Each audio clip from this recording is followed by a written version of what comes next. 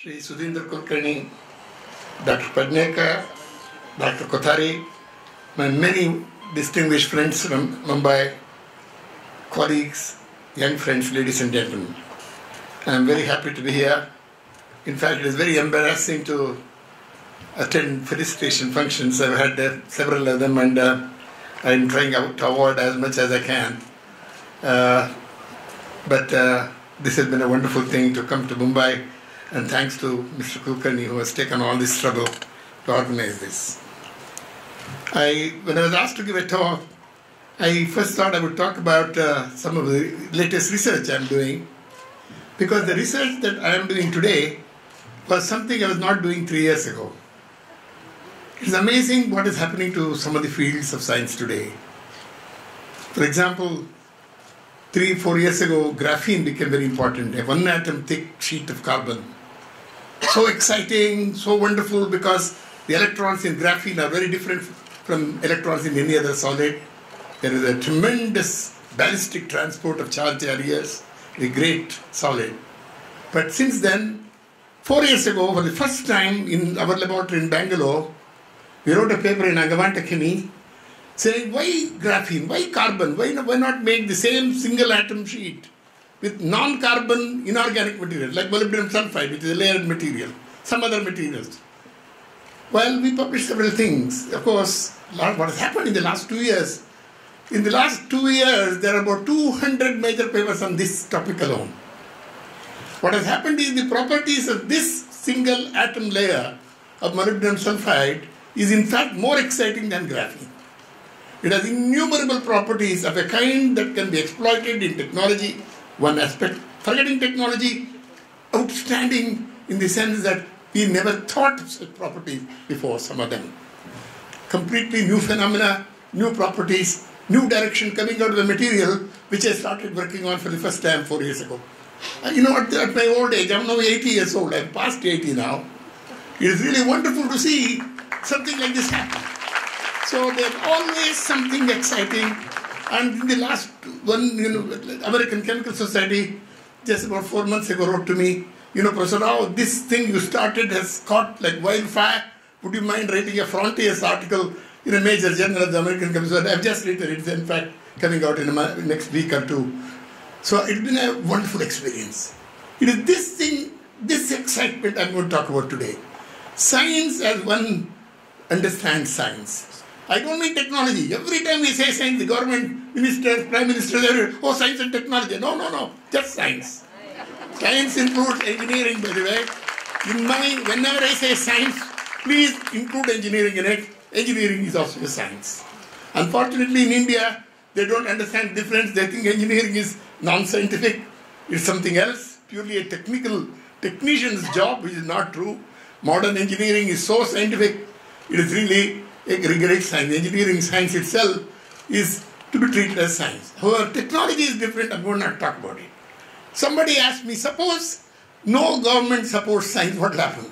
Suppose there's no funding for science, what happens? Doesn't matter. Science will continue as long as human beings are around, because it is the creative urge of man.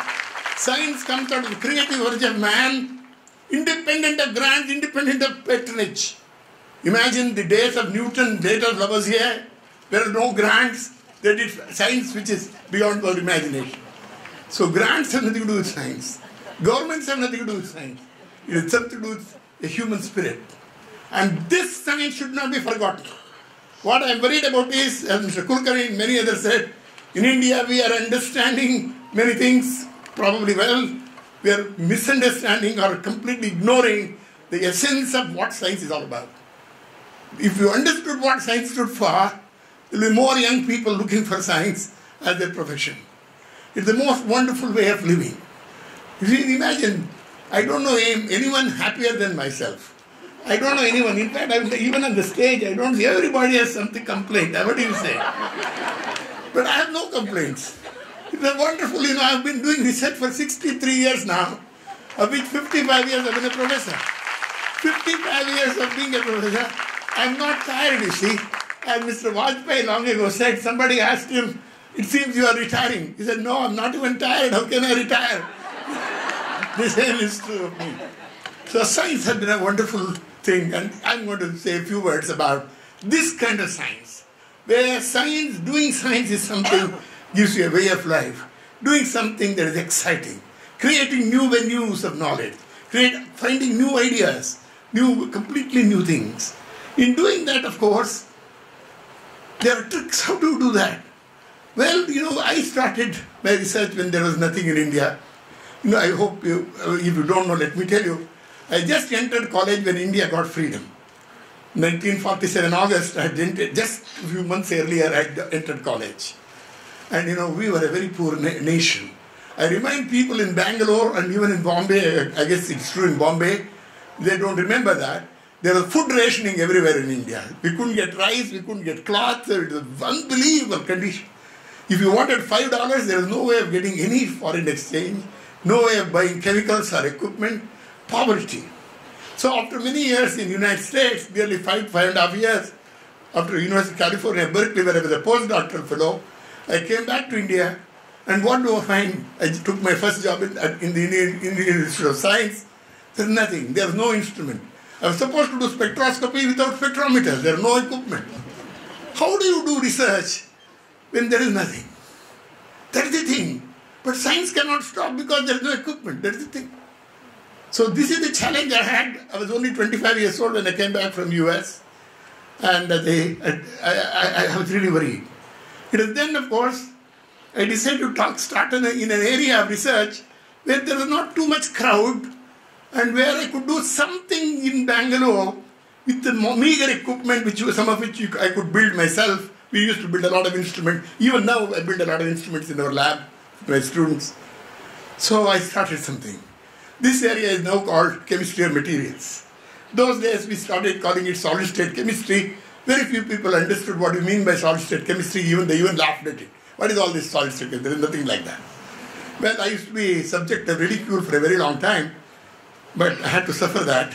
But today, it is one of the main streams of chemistry. That in chemistry, there are two major streams going. One is toward biology, another is advanced materials. I belong to the advanced materials channel. And we have so much connection with engineering. Some of the best people in advanced materials today are chemical engineers, for example. Some of my friends were chemical engineers or electrical engineers. So this has been a wonderful experience to start in an area where there was nothing 55 years ago. I always quote a poem by Robert Frost, How to Pick an Area of Research. This is a secret. How to work in India still become very famous in that. You have to pick a lonely road. Frost says the following. This is a poem by Frost, Robert Frost. Two roads diverged in a yellow wood, and sorry I could not travel both. I took the one less traveled by, and that has made all the difference. The lonely road. Never take a crowded road. That is exactly the problem of Indian research. People are working in popular area where they also publish a good paper. I'm not saying the work is bad. Very good, very satisfying, QED, everything has been solved, but nobody wants it. You see, there are many questions being answered in India, but questions never been raised. There's no need to answer them. But very good research in areas where there is no challenge. So that is one of the problems of India. This is what we have to teach children, how to think in a way that is different. This is where, of course, American education with all its faults, and probably education in Europe, particularly in Finland and countries like that, is so good that there is a peculiar, innovative and creative spirit that is created, that somehow comes into the children. Well, that I think we have to do. We'll come back to that. But anyway, I started research like this, and slowly, of course, the poverty-stricken India, slowly graduated. There were IITs came up, other laboratories have come up. Well, today, of course, there are a few laboratories in India like mine, which are as good as the best. In fact, my laboratories are certainly better than, say, one in Purdue or some other place like that. Much better facilities. But we not be Purdue, I'll say Cambridge or somewhere like that. But that we have a few labs like that. The reason I'm mentioning is not to be proud of what the lab I have now. But unfortunately, majority of the institutions don't have that. See, for every good institution we have 100 very bad ones. Unfortunately, education is done in universities and colleges where facilities are so bad that there is no chance for a young undergraduate or a postgraduate to experience the thrill of doing exciting things. That is where China has differed. I keep going to China. In fact, I was Einstein professor in China last year. I went to many places to give lectures. You know, what is amazing is even very fairly ordinary universities, where some of them have become very good in the last 5 years, like Tsinghua University or Jilin University or something like that. But you know, they have facilities which are unbelievable. First, they are very large. Your Department of Physics, if you go, how many professors? Oh, we have 300 professors. How many students? We have 1,000 PhD students. Impossible. You know, I went to this chemistry lab, which gave me a big dinner and so on. I went there to give a lecture and came. And there were 1,400 PhD students in that Institute of Chemistry. Numbers so large that they eclipse the entire world's effort in the quantity of science they are producing. To the extent that this year they are almost close to American production in science quantity.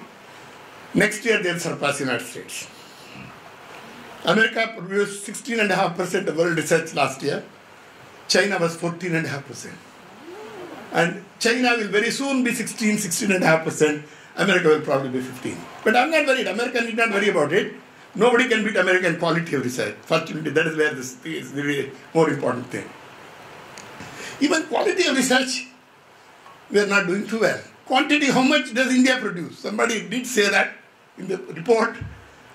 Our production of science, quantity, only quantity, number of papers in engineering, science, all put together, 2.5% of world research. That was so 20 years ago. It is still 2.5%, flat, parallel to the x-axis. No change. I don't even mind that. I'm not worried about that. What about quality? About 5 years ago, one of my very good friends, Sir David King, wrote a fantastic article in Nature saying, comparing the contribution of various countries to quality of research. There, India was producing less than 1% of the top 1% of world research. 63.5% of quality research came from the United States. About 30% from Europe. China and India were both less than 1% at that time. China is now 5 to 6%. India is still less than 1%. This is the one that bothers me. I'm a very proud Indian, you see. Everything I have done, 1,500 papers I have written from India. I'm an Indian and going to everything from India. I'm very proud of that. And I don't want to see this country lagging behind, not in just quantity, but in quality. Why can't we have top-class research coming from India in greater quantity? I don't care if the total number is being small, but it is extremely small. It's very small. Just 2 weeks ago, I got another report.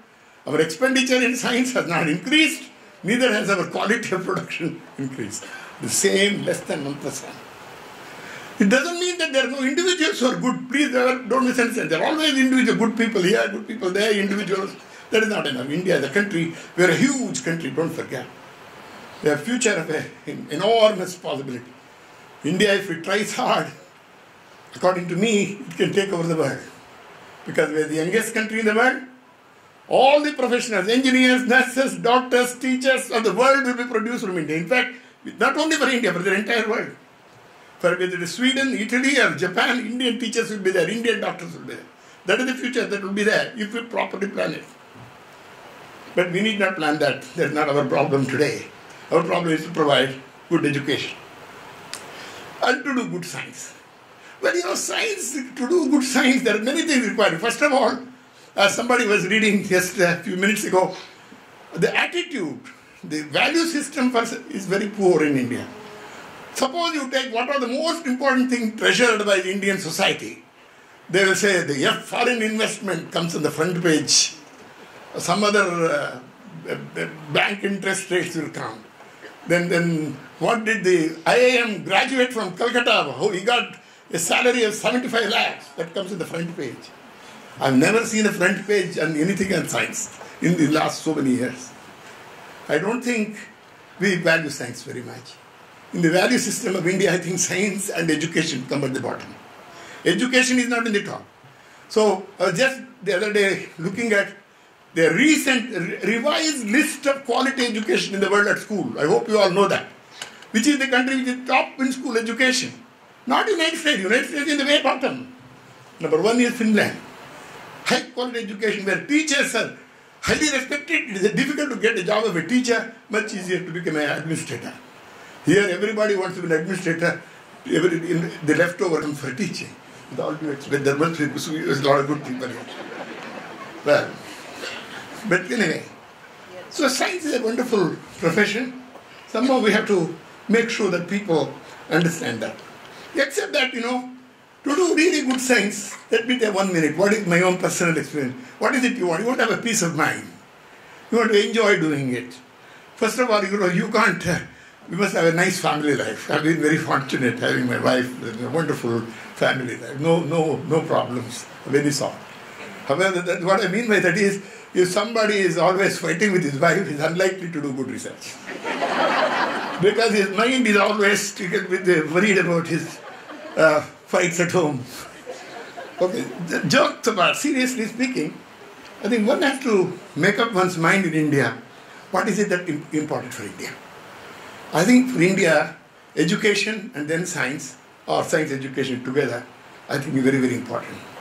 And we are a very critical society. As you know, we are very critical of ourselves. We are very intolerant of everything. In this highly intolerant society, which doesn't tolerate anything else, why is it we are tolerating mediocrity so much? If you ask whether it is religion, caste, everything very intolerant of something or the other. When it comes to quality or mediocrity, we tolerate. Mediocrity is perfectly accepted in India. I think if there is going to be social revolution, the social revolution in India should be for better quality education. We should all join together and demand better quality education from our schools, from our institutions, from our governments. But anyway, coming back, as far as science is concerned, I'm mainly talking about science. Well, people ask me, you are 80 years old, how come you are still working, publishing? Every day in my life I keep on writing something. I have a lot of things to write. Because I'm not the only one, there are people who write much more than me. But I have so many students working. At any one time I have about 25 PhD students and postdocs. In the last 2 years I've cut down, now I have only 15. I'm going to cut down because I'm getting a bit too old. I always had about 25 in the last 15, 20, 30 years in my group. So we have so much to write, so much to read, so many things to do, keeping yourself so busy. It's been a wonderful thing. In fact, that keeps you very young. And that is more, as I also tell them in people, at 80, how come you are so energetic? I have no extra energy, nothing at all. I don't take any special pills for it. But I always say, it is a quote to them, the famous Kabir Das famous song you all know, Kabir Das, he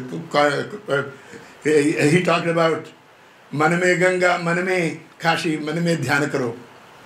Same thing about science, education, everything, Maname Buddhi, Maname Shakti, everything. I really believe India should use that man. Man is the one that is not being used. In Bangalore, you see, I'm ashamed to say that I come from that city. It has now become number one in ranking for what? Number of rapes and suicides. It's unbelievable. 3,000 suicides last year. You don't believe it. People are making a lot of money, but they have lost their mind. All the young people going with nice suits and briefcases, but empty heads. What do you do with them? This is a sad thing. You please worry about it. They may get money for 5 years. They are already exhausted at the age of 35. They want to retire. But here I am at 80. I am looking forward to some more years of good research. Anyway, coming back to what I was saying, what I have found in my life is to remember great names in science. Lena mentioned a few names. I think of these great stories. In fact, this is how I teach science. Telling a lot of stories in a classroom. It's very important that our students learn about science, about scientists, how they made discoveries, rather than the stupid thing that is in the textbook. You throw the book, give them the book to read, and you say something else in a classroom. And in fact, you just mentioned J.C. Bose. None of them, in fact, the other day I asked all my students, none of them knew exactly what J.C. Bose had done. Here is an Indian physicist in 1895, 19th century, mind you. He made a discovery of telegraphy in Calcutta, working in a little college called Presidency College. How did he do that? It's really amazing, even today when you look at what he did. He should have actually got a Nobel Prize. He should have shared it with Marconi, but he was cheated out of it. Actually, he was cheated, there's no doubt about it. The IEEE in the United States and also the Royal Society in London have come out with beautiful stories about how he got cheated out of it. They clearly acknowledged that he missed out because people, after all, we were a colony at that time, nobody to push a case of J.C. Bose. Amazing, how did he do that? This story our young people should learn in school. This story in colleges, people should know how he did it.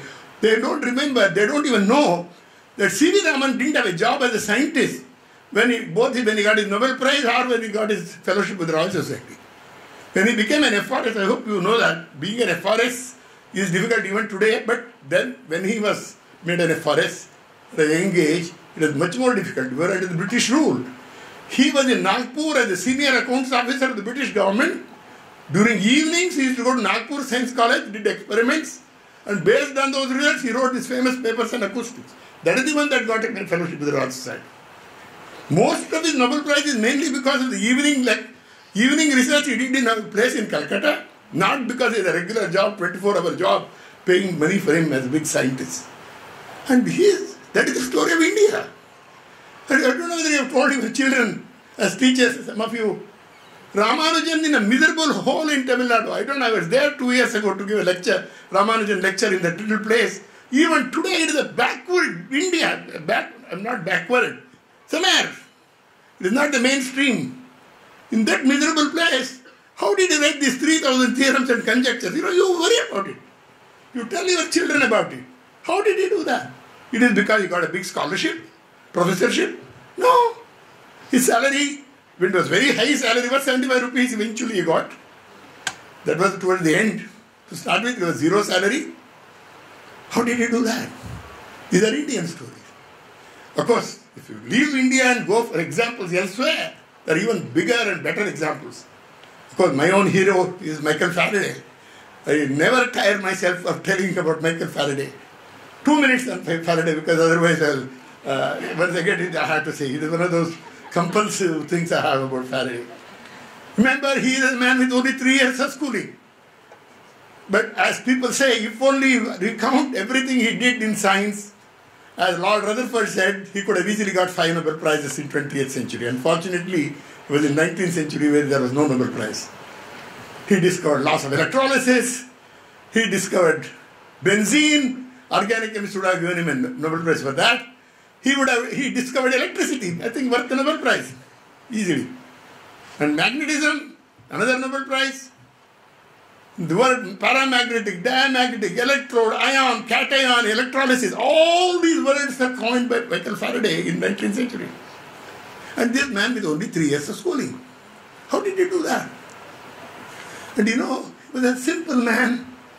Greatness in humans goes with simplicity, mind you. Not by dressing yourself with a suit and a boot and all, but by simplicity. He was such a simple man. And the famous thing is, of course, when he discovered electricity, the finance minister asked him, what is the use of this discovery? You know the famous answer. He said, sir, one day you will tax it, he told him. And then when the Prime Minister came, again, just like our Prime Minister is coming to Bombay, then Prime Minister in England, Mr. Faraday, what is this electricity you are discovering? What is the use of it? He said, sir, what is the use of a newborn baby? He said. He was a very simple man. And then, he was given knighthood by Queen Victoria. Queen Victoria wrote, dear Mr. Faraday, I would like you to be knighted. Of course, the minute he accepted knighthood, he would become Sir Michael Faraday. He wrote back, my dear Queen, you have been always so gracious, so kind to me. But people call me Mike, people call me Michael. I want to remain that. I don't want a knighthood. He didn't like that. How many do that? How many do that? And second, this is very important for India, what I am saying. People want to become directors, then they want to become director general, they want to some other general. In India, very common. Everybody wants to sit on the top somewhere. Very few people say, let me sit on the real chair, in the lab. That is where the real chair is. Faraday was one of them. Then you see, the Royal Society, of which I have been a proud member for more than 30 and odd years now, they wrote to him, Mr. Faraday, we would like you to become president of the Royal Society. It is the highest honor at that time in England. even today in fact. And he wrote back, "Thank you so much. I don't think I should be president of such important academy like Royal Society, because my place is actually in the laboratory." He didn't take it. That is it. The reason I'm telling you this story, because I have so many stories, can keep you for another 10 hours, I won't do that. And the reason I'm telling you this story is, how is it we don't have many people doing that in India? We people who deny themselves idiotic positions, I used the word idiotic the other day, I was misquoted in newspapers. This is exactly what I said. We take idiotic decisions, idiotic positions, all this. What is there in big job, in some big government job? I think we should work in the lab, do new things, particularly with young people. I'm very proud that everything I've done is with young people. About 150 people have got PhDs with me till now. Everyone put together, about 400 people must have worked with me in the last 50 and odd years. It's been a wonderful experience. And that I think we should take out. And Faraday also has many other rules. I hope you all know that. He said nobody should give a lecture for more than 1 hour. I hope you all know that. Yeah, so I have to, don't worry. I'm within my time. And one of the things he used to light a candle when he started a lecture for children. And by the time the candle had 1 hour, but the standard candle, I hope you all know that, the standard candle is 1 hour. And it would just go off and you would stop the lecture. And he said, no one has a right to impose himself on an audience for more than 1 hour. And that's why I keep telling all the young children in school, whenever I say that, they all like it. And many teachers, they give 2 hours special class. Never attend them. Never. Never. And worst is, there are some teachers, even in IITs, I remember, they do stupid teaching throughout the term. Just before the exam, they will have special classes. Never attend a special class. They should do regular hours. I have never taken a special class in my entire life. I've taught. It's not necessary. Think you do your job during the regular hours, that is more than enough.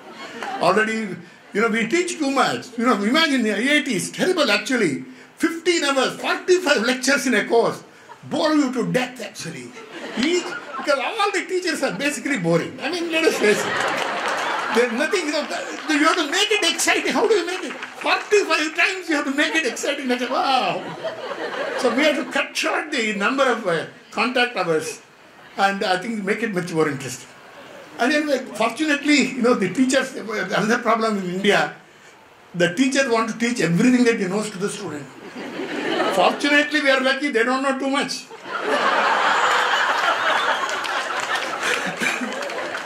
Okay. Coming back. I want to close my lecture in the last 5 minutes, 10 minutes maybe. As I told you, it is very important to tell these stories. I hope I convinced you to talk to students about science includes the origin of how ideas got created. See, there is no way of teaching children how to become creative. Otherwise, you just go to your classroom, learn how to be creative, come back like a machine and you become creative. No, there is no way. You can teach them all the stuff in the books, but never teach them how to become creative. One possible way is get them excited about great scientists, their lives, how they did science. Maybe that will help them to become creative. And then, another thing also, this applies to India particularly. There is a very famous Hindu in our Sanskrit, and it is amazingly also in Christianity. Amazingly, even in Buddhism, I found this commonality in all religions. What is it? Fearlessness comes out of the absence of self. Selfless people only can be fearless. God has been very kind to me. I have been very fearless. I have nothing to hide. I know nothing. You can take anything. I have no secrets and all that. I'm very proud of that. And I found many people changing their opinion depending on who the audience is, who is asking a question.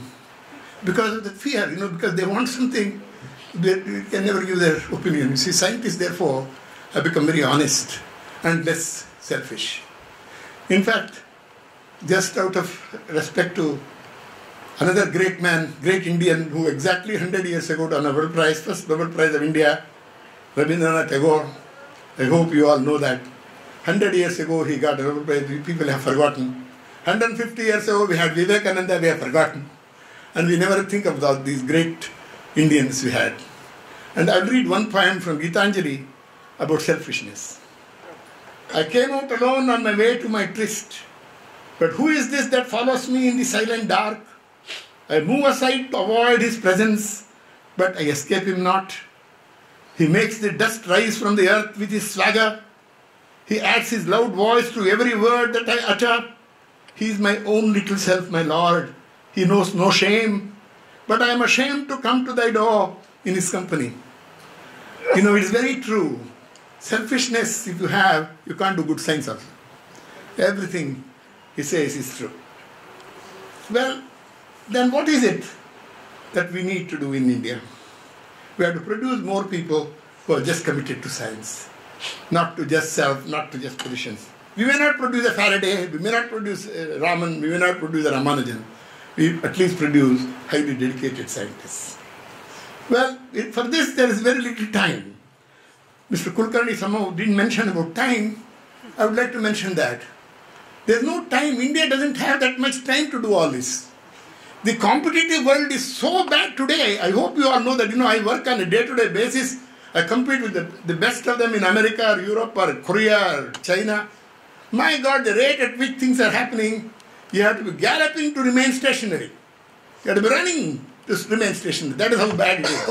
In fact, I always quote Alvin Toffler's Future Shock, that book, where he says about society, he says, it is extremely difficult for a society to get used to the rate of change of acceleration. Acceleration itself is a second derivative of, that. Rate of change of acceleration, you can imagine, that is exactly what is happening in science. Today, if you have not done real active science in a major competitive field for 2-3 years and gone away as big administrator somewhere, don't expect to come back and start again. Forget about it. It is impossible to do science on a discontinuous basis. So this is the time. We need very little. We have very little time in India, and we have to respect that. In fact, I always read a quotation of Michael Faraday about time, how valuable it is. He says, what is the longest and the shortest thing in the world? Swiftest and the most slow, the most divisible, the most extended, the least valued and the most regretted. What is it that God Almighty thought was so valuable that He gave only limited amount of it for you? Time. If God Almighty thought time is something cheap, we would have all lived for 500 years. Thank God it's only 100 years. Become useless before that anyway. So anyway, I think we have to do in a very quick time. India has no time. India, according to me, the global leader in science that your report talked about today, we can become global leaders if we start galloping today. Maybe in 10-20 years, we can be one of the top 5 leaders. Recently, our experience in nanoscience and technology has told me where dedicated effort, concentrated funding, concentrated targeted funding is done in a small area, India can produce results. We have to do more and more of that. We have to learn that. Well, I have to stop here. Again, suddenly I remember, in Gitanjali, I think it's a which poem, I don't remember the number. Again, Tagore, he says, time has, I'm getting old, he says. Time has to say goodbye. I have locked the doors of my house, given away the keys. But before I go away, let me tell you, the world has given me so much that I don't think I have given the world enough. That is exactly how I feel about science. And I think we all have much to contribute to science. And I also owe this quotation to my wife. Another thing I will always remember in the last 2-3 months particularly, after I read about it, which I didn't know, is what Bismillah Khan, the great musician, said. Bismillah Khan, I hope you all know that, he was he was a devout Muslim who also prayed to Hindu gods. In the banks of Kashi, he used to pray and play Shahnai to all the gods there. He was like Kabir Das in many ways. And he said, oh God, give me the opportunity to be in the world of music till the last day. I say the same about myself, about science. Thank you.